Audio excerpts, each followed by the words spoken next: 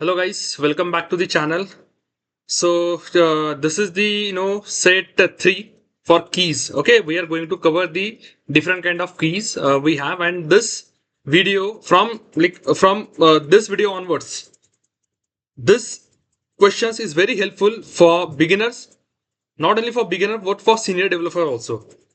Most of the time we observed primary key, foreign key, we are good to go. We are okay and easy to explain. But when we come to the candidate key or alternative key, when we started facing such kind of a question, then we stuck. So I am going to cover such kind of questions. So don't think that this video is only for beginner. This only for mid-level or senior developer also. I can guarantee you that. Okay, just be with me. I'm going to cover only five different kind of keys. You will get to know the complete idea about the keys and how we can create it. Okay, so these are the set of questions that I'm going to cover. That is primary key, foreign key, that I know. Candidate key, alternate key, and composite key. You might feel the confusion between last these three keys. Okay, so let's start. So primary key, primary key is helpful to uniquely identify each rows in a table, and it cannot contain null values. Okay, so this is an employee table which I have created for now, having the employee ID, name, and department.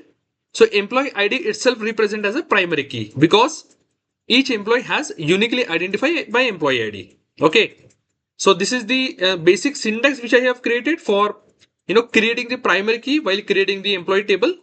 As you can see, this is the syntax for creation of table where we have added the primary key to the employee ID field with the in data type. Okay.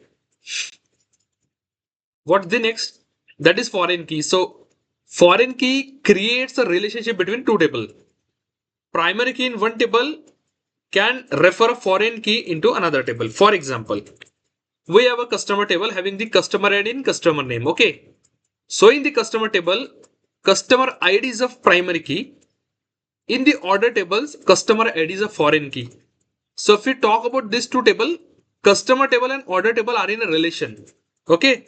So customer ID is a primary key of customer table, whereas customer ID in order table represent a foreign key. Okay. So this is a syntax like to create a simple customer table to create the primary key on the customer ID field. And second is the order table, which is very important, where we have created the order ID as a primary key. Customer ID is a foreign key. As you can see how we have to create a foreign key. You might have asked to create, like you might have asked a question to create a foreign key manually. So this is the actual syntax. So you have to mention the customer ID, the field ID, the data type of this field, then foreign key. So foreign key means the field ID and the references. References means this key is referred to which table. So this is the table name and the field name. Okay. So this is the basic syntax of creating the foreign key. And we have already went through the first question like creation of primary key. Now let's jump to the important key that is called candidate key. Candidate key is any column or combination of column that can uniquely identify a record. For example will be very useful to know the concept long term. Okay, that's why I have created a table, user table having three fields: user ID, email, and mobile number. So candidate keys can be uniquely identified by combination of multiple columns. So user ID, email, mobile number. So any of those columns can uniquely identify by the user. We can take any column. We can take email or mobile number also. We can take user ID and email also. We can take any column to uniquely identify the record in a table. Okay. So as you can see, I have created a table. Okay. User ID, email, mobile number, varchar. This is a syntax for table creation. So in this table, user ID, email, and mobile number can be act as a candidate key. Okay. I hope you got the clear understanding of candidate key. Next is the alternate key. So alternate key is a candidate key that was not selected as a primary key. Alternate key is a candidate key that was not selected as a primary key. So in the user table, user ID is selected as a primary key. Okay. Then email and mobile number become the alternate key. Okay. In the table, user table, we have set user ID field as a primary key. So we cannot consider the user ID field as a alternate key. Excluding the primary key field, we have to consider multiple columns or multiple fields to consider or to select as an alternate key. Okay. So primary key is user ID, alternate key is email or mobile number. So these are nothing but a fields or columns in a table. Last is composite key. Okay. Composite key is formed by combining two or more columns. Okay.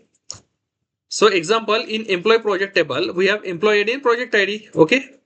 Neither employee ID nor project ID alone can uniquely identify the row. Okay. But employee ID, if we combine the employee ID and project ID, it can help us to uniquely identify the specific row. Okay. So if you wanted to create a composite key, so composite key like we'll have to create in this way. Like this is a syntax of creation of table and this is the syntax of creation of composite key on two columns. Okay. Here is the combination of employee ID and project ID that forms the composite key. One small interview tip: candidate key and alternate key are the conceptual key.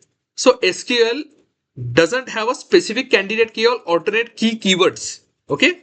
So we usually demonstrate this by using the primary key and unique key constant, which is what interviewers expect. Okay. You cannot find candidate key or alternate key kind of a data type or keys while creating a tables in SQLs. Hope you got the clear understanding about the keys.